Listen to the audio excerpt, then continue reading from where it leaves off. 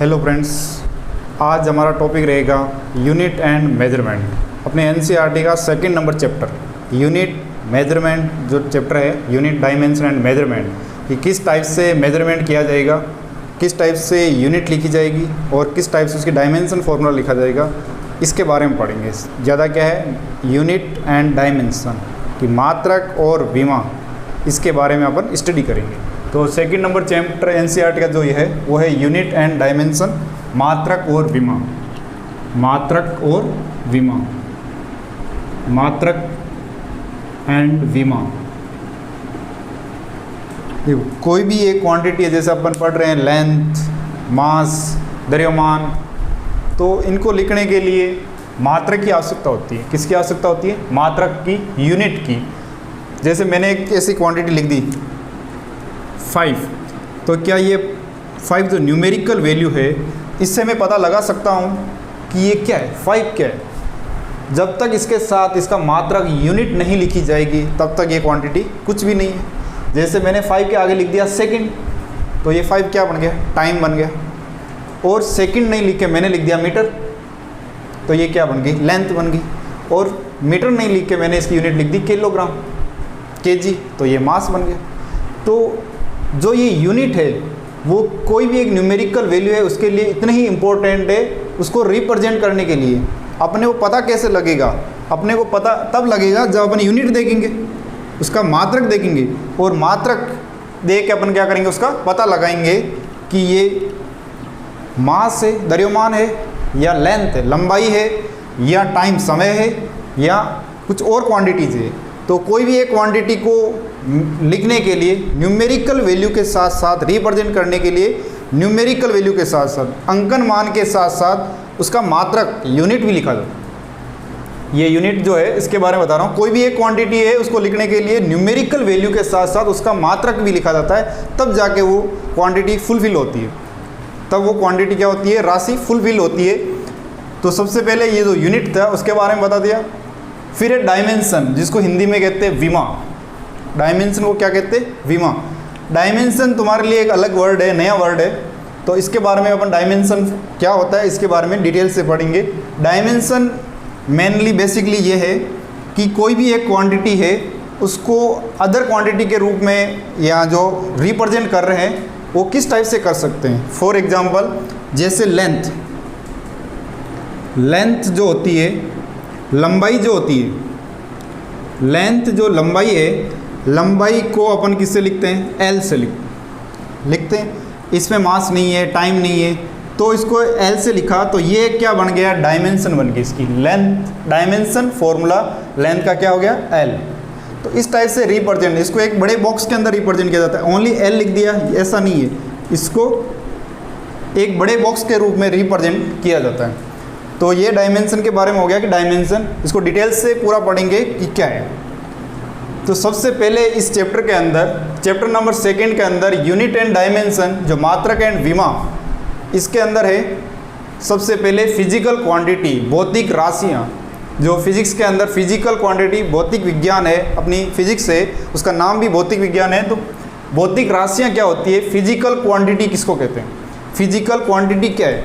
देखो, क्वांटिटीज़ बहुत प्रकार की होती है, अलग अलग टाइप की होती है, लेकिन जो भौतिक राशि है, फिजिकल क्वांटिटी है, वो क्या होती है?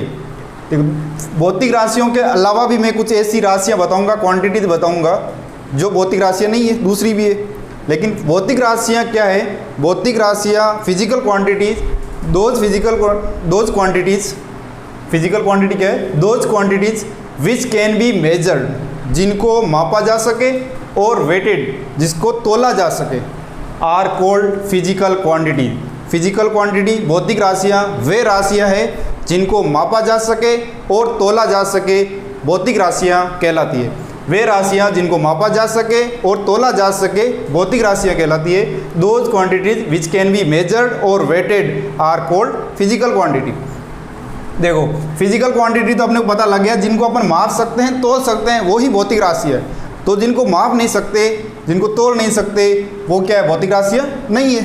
फॉर एग्जाम्पल भौतिक राशियों के अलावा जो है सोरो,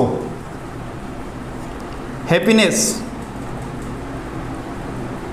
ठीक है, हैप्पी, सोरो, सैडनेस, ये सब फिजिकल क्वांटिटी नहीं है। क्या सैडनेस को मेजर कर सकते हैं कि कितना दुख व्यक्त हुआ? नहीं कर सकते। कितना खुशी मिल रही है, हैप्पीनेस या हैप्पी, कितनी खुशी मिल रही है, क्या उसको मेजर कर सकते हैं? नहीं कर सकते। सोरो, इसको भी नहीं कर सकते। तो ये फिजिकल क्वांटिटी के अंदर नहीं आती, ये फिजिकल क्वांटिटी नहीं है। यदि कोई क्वेश्चन आ जाए कि ये क्या फिजिकल क्वांटिटी है क्या, तो ये फिजिकल क्वांटिटी नहीं है। इनको तोला नहीं जा सके, मेजर नहीं कर सकते, इसलिए फिजिकल क्वांटिटी नहीं है। Physical quantity are those quantities which can be measured और weighted are called physical quantity. ठीक है। फिजिकल क्वांटिटी दो टाइप की होती है। फिजिकल क्वांटिटी कितने टाइप की होती है? दो टाइप की, फंडामेंटल और ड्राइव्ड। फंडामेंटल मतलब मूल राशियाँ, फंडामेंटल का मतलब मूल राशियाँ, फंडामेंटल मूल राशियाँ और ड्राइव्ड व्युत्पन्न राशियाँ। भौतिक राशियाँ दो प्रकार की होती है, मूल राशियाँ और व्युत्पन्न राशियाँ। ठीक है। तो अपने भौतिक राशियों के अंदर जो एग्जाम्पल थे, देखो ये भौतिक राशियों के एग्जाम्पल जैसे वेलोसिटी है, वेलोसिटी वेग, वेलोसिटी वेग, तो वेलोसिटी को अपन मेजर कर सकते हैं। ठीक है। मास द्रव्यमान, इसको भी मेजर कर सकते हैं। लेंथ लंबाई मेजर कर सकते हैं, टाइम मेजर कर सकते हैं, और बल फोर्स बल, इसको भी मेजर कर सकते हैं। तो ये अपना एग्जाम्पल हो गए भौतिक राशियों के। ये हमारे किसके एग्जाम्पल हो गए? भौतिक राशियों के, वेलोसिटी, मास, लेंथ, टाइम और फोर्स। और अपन ने ये भी पढ़ा है कि physical quantity are two types, दो टाइप की फिजिकल क्वांटिटी होती है। भौतिक राशियाँ दो प्रकार की होती है, पहली मूल राशि और दूसरा व्युत्पन्न राशि। तो अब हमने क्या पढ़ लिया कि फिजिकल क्वांटिटी दो टाइप की है, मूल राशियाँ और व्युत्पन्न राशियाँ। इसका एक ग्राफ भी बना दिया है, physical quantity two types, fundamental and derived. अब फंडामेंटल क्या है और ड्राइव्ड क्या है, तो जिनको मेजर कर सकते हैं। अब मेजर करने वाले जैसे मास आ गया, टाइम भी आ गया, फोर्स आ गया, ये सब की सब क्या क्वांटिटी होगी? ये फिजिकल क्वांटिटी होगी। तो फिर इनको दो पार्ट में और कैसे डिवाइड किया है? तो कुछ राशियाँ ऐसी होती है जिनको लिखने के लिए दूसरों की हेल्प नहीं लेनी पड़ती है। कुछ राशियाँ ऐसी होती है जिनको रिप्रेजेंट करने के लिए या लिखने के लिए दूसरी राशियों की हेल्प नहीं लेनी पड़ती, मतलब उनका कोई योगदान नहीं होता, तो उनको कहते हैं fundamental quantities. Those physical quantities which do not depend upon any other quantities, those physical quantity which do not depend on other quantities are called fundamental quantities. For example mass, क्या मास को लिखने के लिए किसी दूसरे की requirement होती है? किसी दूसरी क्वांटिटी पे डिपेंड करता है? नहीं करता। मास द्रव्यमान दूसरी क्वांटिटी पर निर्भर नहीं करता। तो ये है मूल राशि। लेंथ लंबाई, लंबाई को क्या लिखने के लिए दूसरी राशि पर निर्भर करता है? नहीं करता। तो लेंथ लंबाई है, वो भी मूल राशि है। टाइम, ये भी मूल राशि है। फिर है ड्राइव्ड क्वांटिटीज, व्युत्पन्न राशियाँ। फिजिकल क्वांटिटी हो गया, फिजिकल क्वांटिटी के दो टाइप के हो गए, फंडामेंटल और ड्राइव्ड। फंडामेंटल मूल राशियाँ और ड्राइव्ड क्वांटिटीज व्युत्पन्न राशियाँ। व्युत्पन्न राशियाँ देखो नाम से ही पता है, व्युत्पन्न राशियाँ मतलब किसी दूसरे से व्युत्पन्न की जा रही है। हिंदी के अंदर या इंग्लिश के अंदर लिखा हुआ है ड्राइव्ड, मतलब ये किसी से ड्राइव करके आ रही है। डायरेक्ट इनको नहीं लिख सकते, डायरेक्ट इनको नहीं लिख सकते।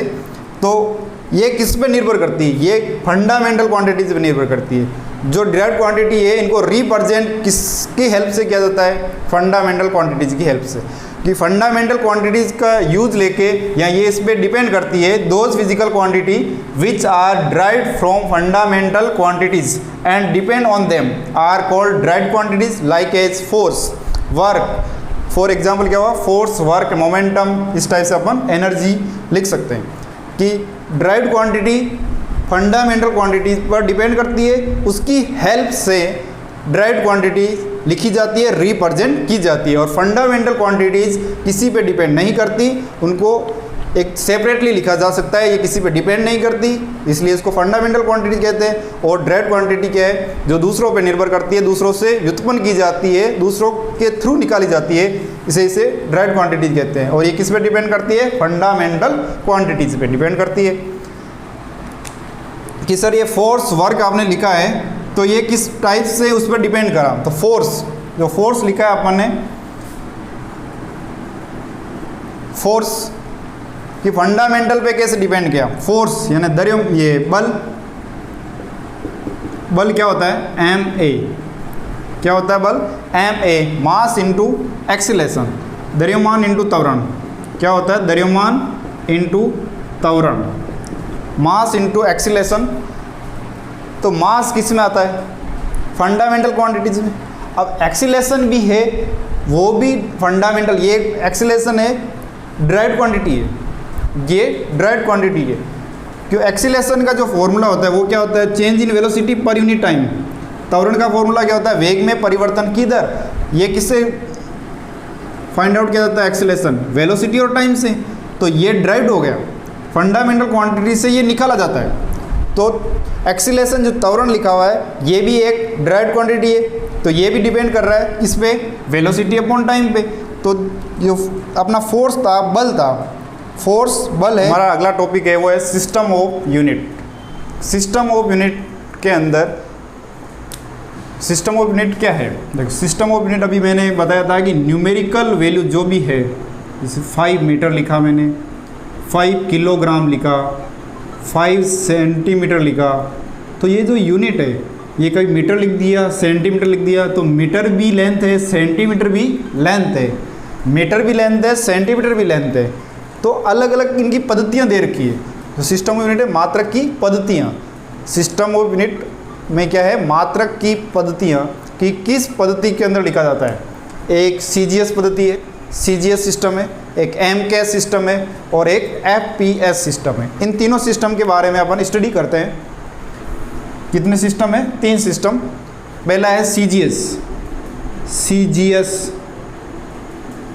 इस सीजीएस सिस्टम के अंदर सी बताता है सेंटीमीटर, जी ग्राम और एस सेकंड। सीजीएस सिस्टम के अंदर क्या है, centimetre, G gram, centimetre, gram, second. ठीक है। दूसरा है एमकेएस सिस्टम। एमकेएस सिस्टम,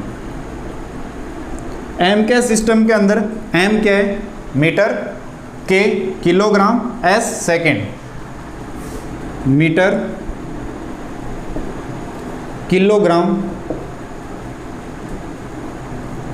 और सेकंड। तीसरा है एफपीएस। एफपीएस के अंदर फुट, पाउंड और सेकंड।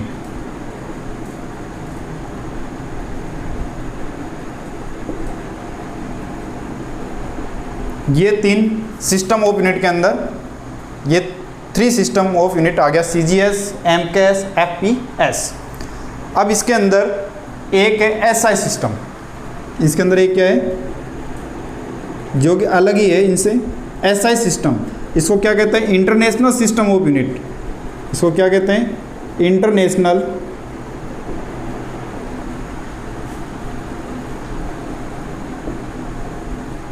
System of unit. इसको क्या कहते हैं, इंटरनेशनल सिस्टम ऑफ यूनिट। इसको इंटरनेशनल सिस्टम ऑफ यूनिट क्यों कहते हैं, या एसआई सिस्टम क्या होता है। एसआई सिस्टम वो सिस्टम है जिसमें जो मेजरमेंट किया जा रहा है वो सब जगह एक जैसा हो, जो वैलिड हो सब जगह, जो सब जगह क्या हो, वैलिड हो।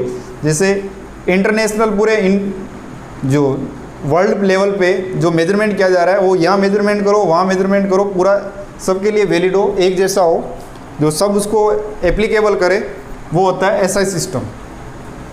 सीजीएस, एमकेएस, एफपीएस ये अपने अपने बनाए हुए सिस्टम है और ये सब जगह पूरा एक इंटरनेशनल सिस्टम ऑफ यूनिट है। इसके अंदर जैसे अपने फंडामेंटल क्वांटिटीज पढ़ी,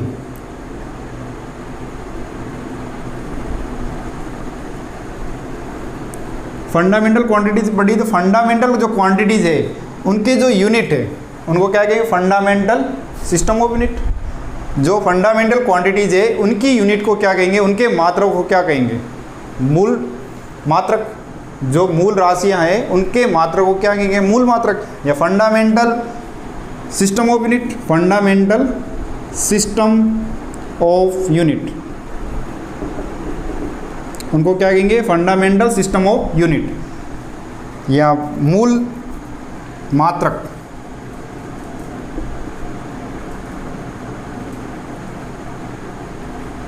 मूल राशियों के मात्रक।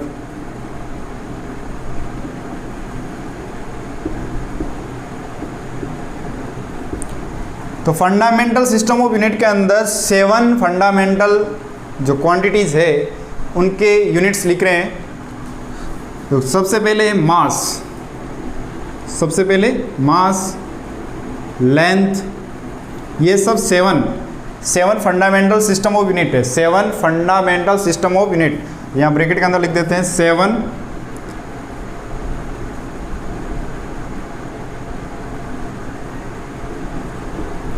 Fundamental system of unit. 7 मूल राशियां हैं, उनके मात्रक के साथ यहाँ लिख रहे हैं अपन। 7 मूल राशियों के मात्रक और उनके सिंबल। ये मूल राशियां हैं फंडामेंटल, मास, लेंथ, टाइम, करंट,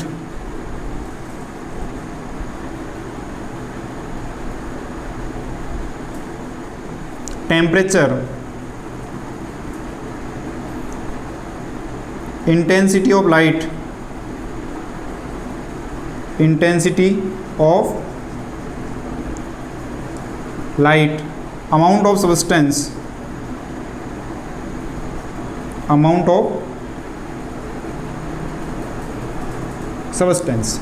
ये फंडामेंटल क्वांटिटीज़ है। ये क्या है? Fundamental quantities. 7 फंडामेंटल क्वांटिटीज, 1 2 3 4 5 6 और 7। ये 7 फंडामेंटल क्वांटिटीज़ है। इनके सिंबल क्या क्या है? इनके सिंबल, मास को लिखा जाता है केजी से। किसे लिखा जाएगा? KG.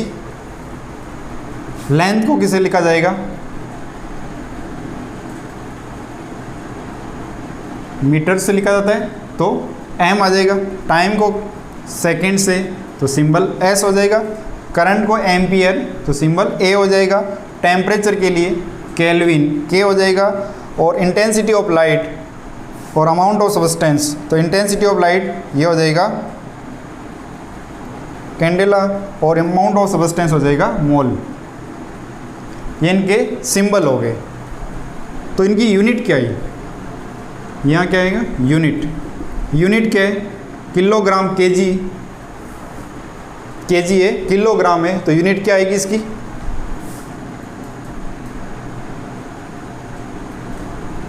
KG, metre, second, ampere, kelvin, candela और मोल। ये इसकी यूनिट्स आ गई और ये इसके सिंबल। जो केजी है तो केजी से लिख दिया, मीटर है तो एम, सेकंड एस, एम्पियर ए, केल्विन के और कैंडेला सीडी और मोल MOL, मोल। ये आगे इसके सिंबल्स और unit.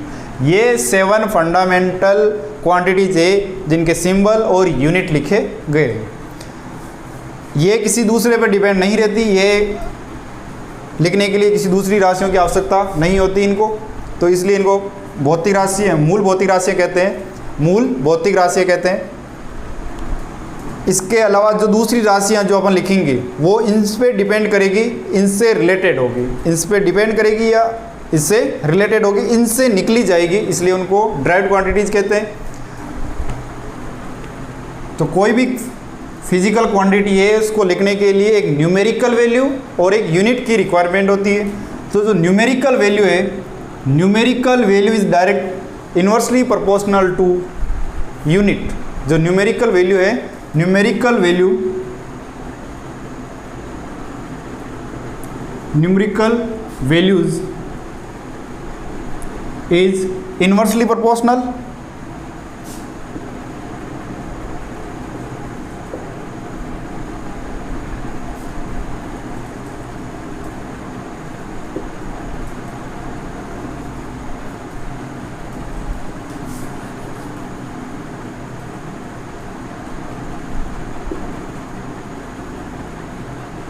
inversely proportional to unit, unit को मैंने लिख दिया यू से, और जो न्यूमेरिकल वैल्यूज़ है उसको लिख दिया मैंने एन से।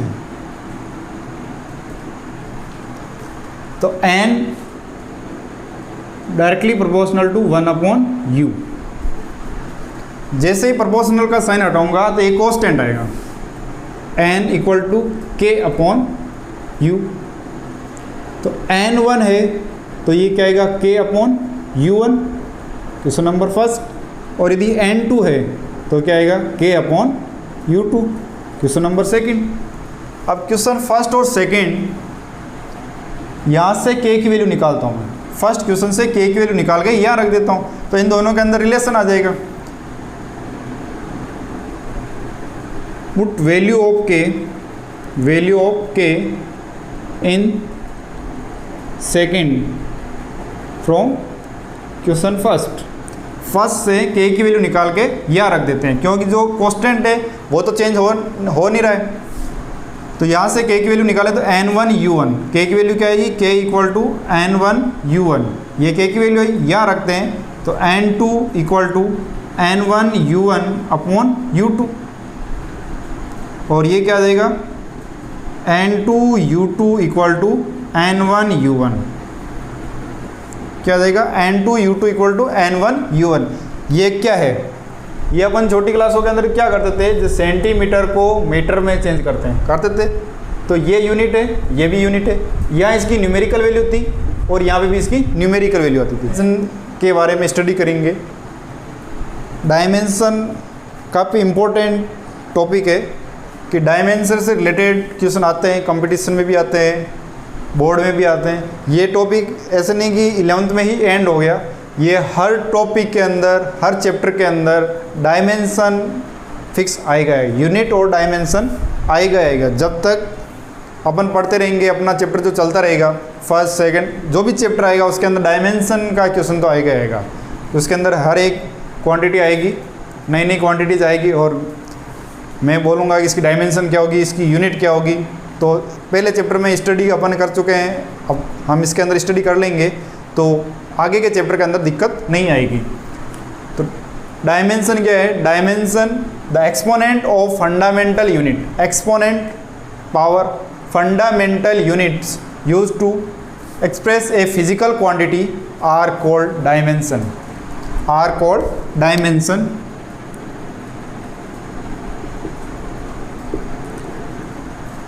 कि जो फंडामेंटल यूनिट्स है, फंडामेंटल यूनिट्स 7 यूनिट्स थी, उनकी जो एक्सपोनेंट पावर्स है उसके रूप में जो लिखना है वो क्या है, डायमेंशन है। कि dimension formula always represent, dimension formula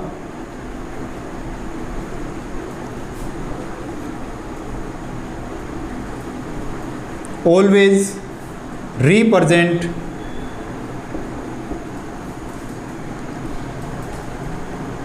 MLT, A, B और C, या ABC इस टाइप के रूप में। देखो M की पावर A, M के एक्सपोनेंट A, L का एक्सपोनेंट B और T का एक्सपोनेंट C।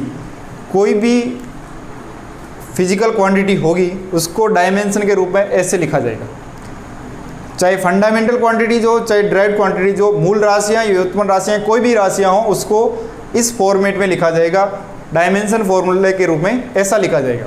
या ABC ये क्या है, न्यूमेरिकल वैल्यू है, यहाँ कुछ अंकिक मान आएंगी, ये एक सूत्र हो गया कि इस टाइप से लिखा जाएगा। इसमें फंडामेंटल जो यूनिट है, मास, लेंथ और टाइम, ये 3 है। कुछ आ सकता है एम्पियर, मोल, तो उनको दूसरे के रूप में नहीं लिखा जाएगा, वो भी आ सकते हैं। यहाँ पे क्या आ सकता है, मोल, एम्पियर, ये भी आ सकते हैं। तो अपन कुछ डायमेंशन फॉर्मूले के स्टडी कर लेते हैं कि डायमेंशन फॉर्मूला कैसे लिखा जाएगा। सबसे पहले अपन ये डिसाइड करते हैं, ये लिखते हैं कि लेंथ, सबसे पहला लेंथ, लेंथ की यूनिट क्या होती है, मीटर। क्या होती है इसकी यूनिट, मीटर। जो लेंथ है इसका डायमेंशन फॉर्मूला, इसका डायमेंशन फॉर्मूला क्या आएगा, 0L1।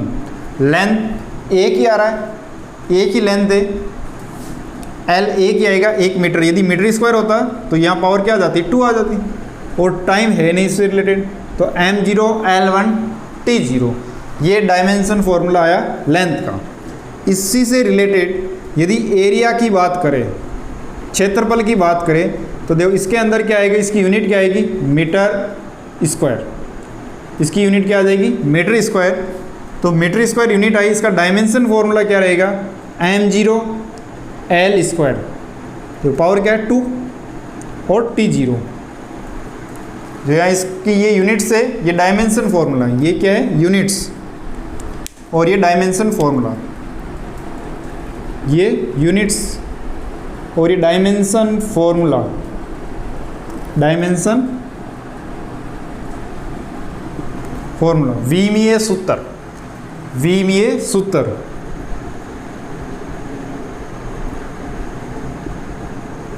ये विमीय सूत्र है डायमेंशन फॉर्मूला। इसी से थोड़ा सा और बड़ा आगे बात करें तो वॉल्यूम, आयतन, वॉल्यूम में क्या आता है, यदि अपने पास क्यूब है तो क्यूब के लिए एल बी और एस तीनों सेम रहते हैं, तो यहाँ पे जो इसकी यूनिट है वो क्या आ जाएगी metre cube, metre cube, cube cuboid या सिलेंडर, इनके जो वॉल्यूम्स हैं तो यहाँ क्या आ जाएगा मीटर क्यूब, क्या आ जाएगा यहाँ पे मीटर क्यूब, और मीटर क्यूब आएगा तो इसका डायमेंशन फॉर्मूला रहेगा 0L3T0।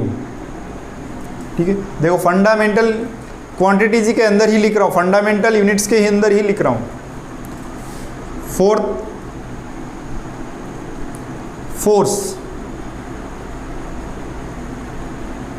बल, अब देखो ये तीन तो था फंडामेंटल, एम एल सीधा डायरेक्ट आ रहा था। फोर्स का कैसे लिखा जाएगा, तो देखो फोर्स न्यूटन होता है, फोर्स बल है, F equal to M A होता है, फोर्स क्या होता है F equal to M A. तो इनके जो डायमेंशन फॉर्मूला अपन लिख रहे हैं, इनके फॉर्मूले यदि याद है तो डायमेंशन फॉर्मूला लिखना कोई बड़ी बात नहीं है, बहुत इजी बात है। यदि ये फॉर्मूले याद नहीं रहेंगे तो डायमेंशन नहीं लिख पाएंगे, ये रटना नहीं है, इनको फॉर्मूले से ड्राइव करना आना चाहिए कि फॉर्मूले से किस टाइप से ड्राइव कर सकते हैं। जैसे मैं अभी ये फोर्स की बात कर रहा हूँ कि F इक्वल टू एम है, जो फोर्स का फॉर्मूला होता है, इसकी डायमेंशन लिखना अपने को विमा लिखनी है। तो m मास है, a एक्सीलरेशन है, m मास है, a एक्सीलरेशन है, तो मास इनटू एक्सीलरेशन, तो किलोग्राम एक्सीलरेशन की यूनिट होती है जो kg इनटू मीटर पर सेकेंड स्क्वायर, मीटर पर सेकेंड स्क्वायर, ये किसका है फोर्स की यूनिट सही। इसको डायमेंशन के रूप में कैसे रिप्रेजेंट करेंगे, केजी मास केजी, तो केजी के लिए क्या लिखते हैं एम, 1 kg आ रहा है 1, आगे मीटर, आगे क्या आ रहा है मीटर, मीटर ऊपर आ रहा है यानी L1, नीचे आ रहा है सेकंड स्क्वायर, ऊपर जाते क्या हो जाएगा सेकंड इनवर्स, और सेकंड किसके लिए आता है टाइम के लिए, तो T-2, T-2, ये कहाँ से लिखा, ये यूनिट लिखी इस फॉर्मूले से, इस फॉर्मूले से। वैसे पता नहीं लगे तो मास की डायमेंशन लिखो, एक्सीलरेशन की डायमेंशन लिखो।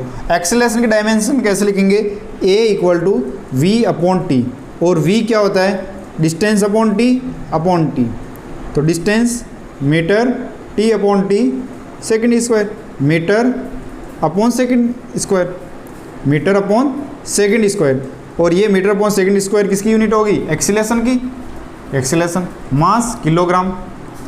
इसके अकॉर्डिंग मैंने ये डायमेंशन फॉर्मूला लिख दिया।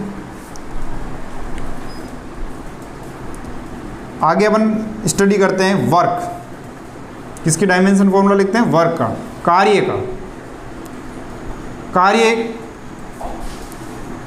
कार्य क्या होता है W, वर्क क्या होता है W, ये होता है फोर्स इनटू डिस्प्लेसमेंट। क्या होता है फोर्स इनटू डिस्प्लेसमेंट।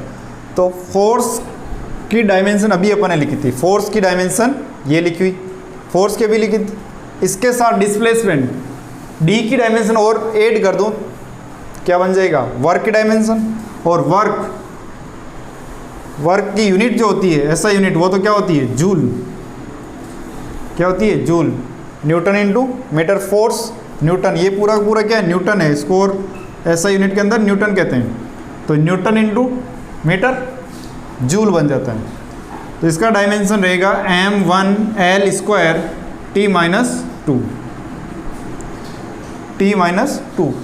एक बार तो पूरी ये टेबल अपन स्टडी करेंगे, उसके बाद एक्सप्लेनेशन के साथ जो भी बड़े बड़े, ये तो स्टार्टिंग में छोटे छोटे फॉर्मूले हैं, छोटे छोटे सूत्र है, जो बड़े बड़े सूत्र आएंगे उनकी डायमेंशन किस टाइप से लिखी जाएगी उनके बारे में स्टडी करेंगे। कुछ फॉर्मूले ऐसे होते हैं जिनके अंदर कांस्टेंट आता है, उनकी डायमेंशन भी लिखेंगे। फॉर एग्जांपल जैसे ग्रेविटेशनल फोर्स है, gravitational force F equal to G(m1m2) upon r square, ये सूत्र फॉर्मूला है ग्रेविटेशनल फोर्स का। तो ग्रेविटेशनल फोर्स के अंदर G जो कैपिटल G आ रहा है ग्रेविटेशनल कांस्टेंट, क्या आ रहा है, ग्रेविटेशनल कांस्टेंट। इसकी डायमेंशन क्या होगी, कोई भी एक फॉर्मूला दे दिया है, उसमें कांस्टेंट जो आ रहा है ग्रेविटेशनल कांस्टेंट है, जैसे ग्रेविटेशनल फोर्स के अंदर इसका डायमेंशन क्या होगी, इसकी डायमेंशन क्या होगी। इसकी डायमेंशन निकालने के लिए बाकी जो क्वांटिटीज है उन सबको इधर लेके आ जाओ, उसको उधर रहने देता हूँ। तो G की डायमेंशन निकालने के लिए G equal to F into R square upon m1m2 तो G इक्वल टू F की डायमेंशन ये लिखिए अभी अपन mlt माइनस टू, तो mlt minus two into R distance से l square upon m square, ये भी मास है ये भी मास, ऊपर जाएगा माइनस टू, पहले से एक है या एक से एक कैंसिल कर दो, m minus one l cube t minus two, ये डायमेंशन आ गई इस G की, जो कांस्टेंट है ग्रेविटेशनल कांस्टेंट, इसकी डायमेंशन। इसी तरीके से PV equal to nRT, PV equal to nRT, ये है गैस क्वेश्चन, गैस समीकरण। ये क्या है, गैस क्वेश्चन, गैस समीकरण, universal gas question for applicable all gases. P is the pressure, V is the volume, N is the number of mole of gases, universal gas constant is the temperature. ये gas question है, इसके अंदर जो भी notation है P, V, N, R और T, इन सब के बारे में मैंने बता दिया। P प्रेशर है, V वॉल्यूम है, N है number of moles, universal gas constant और टेम्परेचर। तो मुझे यूनिवर्सल जो गैस कांस्टेंट है R, इसकी डायमेंशन लिखनी है, इसकी डायमेंशन लिखनी है। तो सबसे पहले मेरे को ये भी याद आना चाहिए कि प्रेशर की डायमेंशन क्या है, वॉल्यूम की डायमेंशन क्या है, टेम्परेचर की डायमेंशन क्या है और नंबर ऑफ जो मोल है उसकी डायमेंशन क्या है। इन सबको इधर लेके आऊँगा और आर की डायमेंशन लिखूँगा। तो कोई ज़्यादा भारी काम नहीं है, जिसकी डायमेंशन लिखना है उसको एक साइड रहने दो, बाकी को दूसरी साइड ले जाओ और डायमेंशन उनकी लिख दो, मल्टीप्लाई कर दो, जिसको अपने को डायमेंशन चाहिए उसकी डायमेंशन आ जाएगी।